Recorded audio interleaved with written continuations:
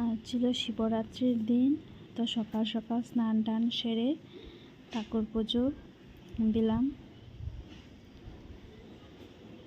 So hello everyone, কেমন আছো তোমরা? আশা করি ভালো আছো। তো সবাই শিবরাত্রি করছো আশা করি। তো আমিও সকাল সকাল স্নান টান সেরে ঠাকুর পূজা দিয়ে ছাদে এলাম। ছাদে এসে হয়ে গেল একটা কাণ্ড, একটা লোহা ঢুকে গেল আমার পায়ে।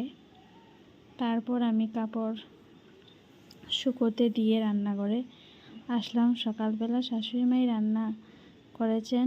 তারপর আমি একটু সবজি কেটে একটা ঘন্ট বানালাম আর একটু ছোটো আলু ভাজা করেছি।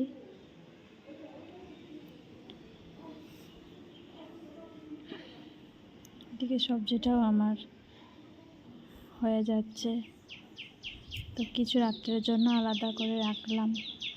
তারপর এখানে মন্দিরের সামনে এসে দেখছি ওরা রেডি করছে, কাপড় টুপড় লাগাচ্ছে, মন্দির পরিষ্কার করা হচ্ছে। তারপর সন্ধ্যাবেলা ভাইয়ের সাথে গেলাম ডক্টরের কাছে, গিয়ে টক্সাইড দিয়ে এলাম, কারণ খুব ব্যথা করছে পায়ে। তারপর সন্ধ্যাবেলা আমার ঠাকুর ঘরের শিবকে পুজো দিলাম। পুজো দিয়ে এখানে রান্নাটা বসিয়ে নিলাম। সয়াবিন করব আর রুটি বানাবো, কারণ আমার শ্বশুর রাত্রিবেলা রুটি খান, তো ওনার জন্য রুটি বানাবো আর বাকি সবার জন্য ভাত করব আর সয়াবিনের একটা তরকারি বানাবো।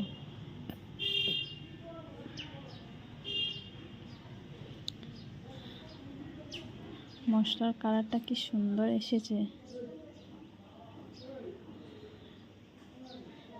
এদিন আর ব্লগ করা হয়নি, কারণ মেয়েকে নিয়ে আর ব্লগ করতে পারিনি। তো পরের দিন সকালে আবার স্নান করে আমি ঠাকুর ঘরে আসলাম। এর আগের দিন আমি আর শিবকে জল দিইনি। তো পরের দিন সকালবেলা আমি শিবকে পূজা দিতে ঠাকুর ঘরে চলে আসলাম। তো এখানে শিবের জন্য বুক সাজাচ্ছি।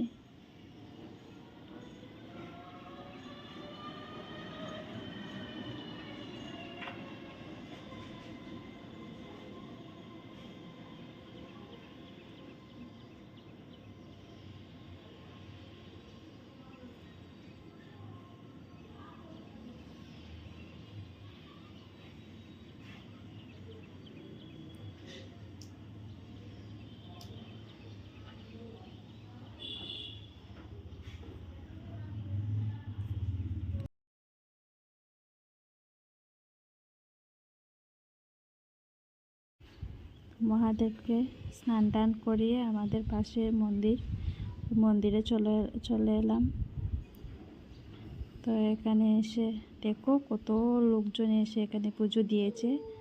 তো গতকাল রাত্রে আমার আর পুজো দেওয়া হয়নি, এখানে ব্রাহ্মণ মশাই পুজো দিচ্ছেন।